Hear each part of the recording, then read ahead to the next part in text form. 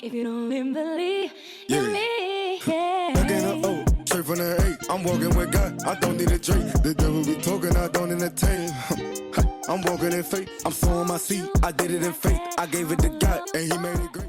Hey everyone, and welcome back to my channel. As you guys can tell, we're doing an exciting video talking about, should we really do fills on somebody else's work? When is it accountable for us to go ahead and work over somebody's work? Can we fix it and can we modify it to make it our own? So we're going to start off by taping down. You already know the gel pads, the tape, everything will be linked down below of everything that I used and why. So I'm going to start off with mapping. So this particular client came in wanting an open eye. When she came into me, I did notice that her outer corner did have a slight drop, but it wasn't that drastic open eye that she wanted. Her inner corners were too long, thus causing droopiness and was causing it to twist and turn a lot and to look really funny. So I'm here mapping that out. I had to observe her eyes, her eye shape, really get down to that client consultation and see exactly what she wanted, what she needed, and how could I execute this to enhance this set a little bit more. Don't normally work on other people's work that I feel like is not fixable. In this particular client here, I did feel like I came in, I saw her lashes, I let her know that if it's not fixable, I'll have to send her home, we'll reschedule or do removal. But it was salvageable. I really feel like the bases probably weren't the best. It looked like this person did use Easy Fans. Nothing wrong with that if that's what you use right now. However, I felt like for what she was going for, you can't really get the same full fluttery look using Easy Fans. So that's another reason why she came to me, because she knew that. So we're also doing our mapping points to create the illusion of the open eye. Not so heavily, because she showed me on like how she normally has her lashes and what she liked. And this is what it's a great reason why you should have your clients come in and show you reference pictures. Reference pictures are so important because you really get down to what she wants. And she was saying she wanted an open eye, and in our eyes it's really drastic. It goes short, long again, and then really short, you know. But what she wanted was just to really flow with her eye shape and have a slight shortness in that inner and outer corner. So first things first, we're going to go in there and remove any outgrown lashes, any lashes that I feel like were out of place, where I felt like those lashes didn't belong, where I felt like it was going to really mess with my shape, and I didn't want to do that. So, you know, remove your lashes. It's always important that you're removing those outgrown lashes. And especially because we're trying to recreate a different shape, you have to remove as many lashes as possible in order for you to recreate that shape. So if you felt like in her outer corner it was too long, you're going to have to remove all those outer corners in order to put back in the lengths that you want. So for example, in her outer corners, I felt like she did a 16 throughout her whole eye, maybe like 16, maybe dropped it down to 15.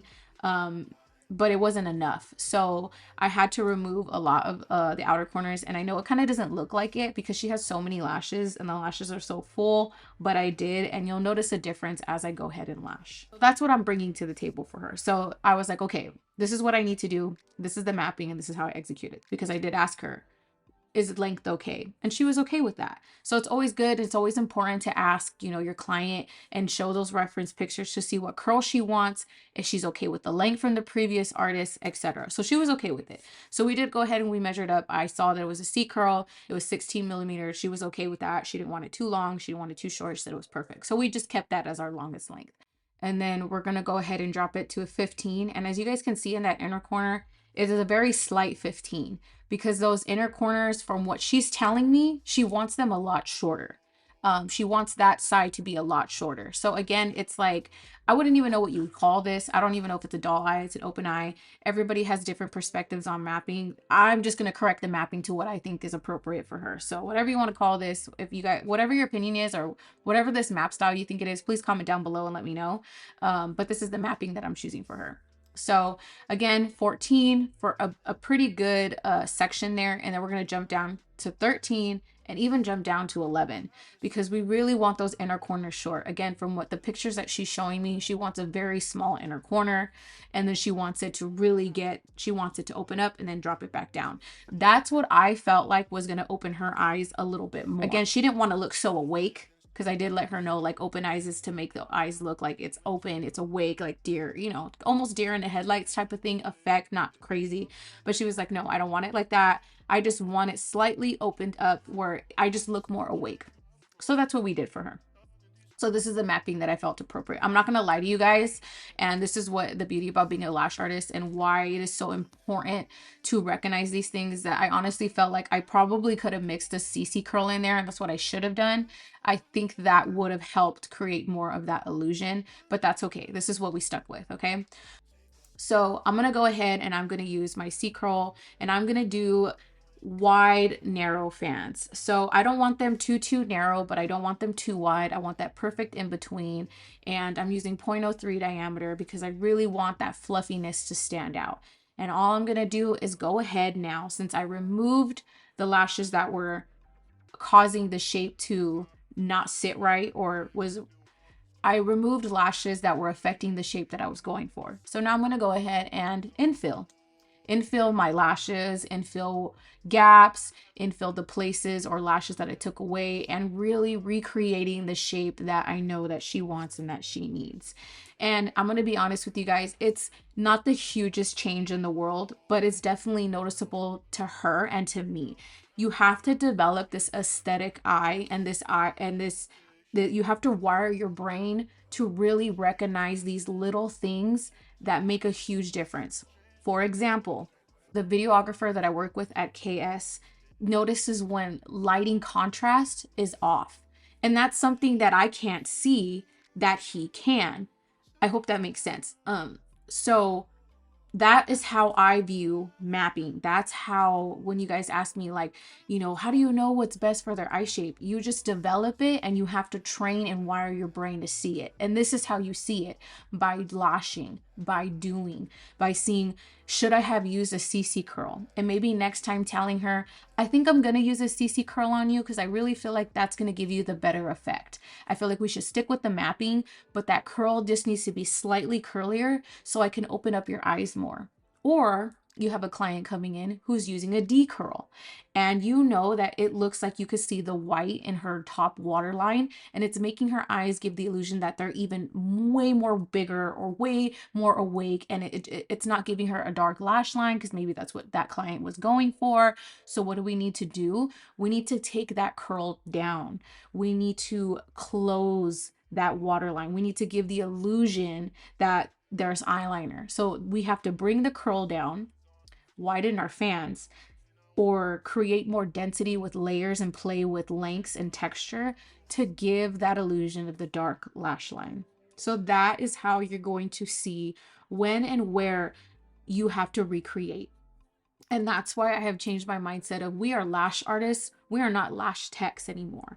Because the beauty of creating art, even though it's so subtle, because we all know there's only wet set, volume, mega volume, texture, and then it just comes to mapping and style. Open eye, squirrel, Kim Kardashian, whatever you want to name it.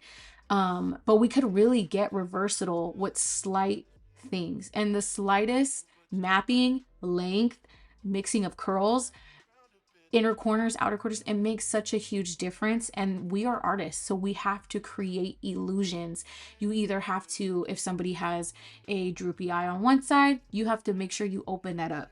And that is how we can go ahead and get into a series. Comment down below if you would like that. We can start getting into like mapping, how to recognize those things, because I learned those things from my previous job at Sephora.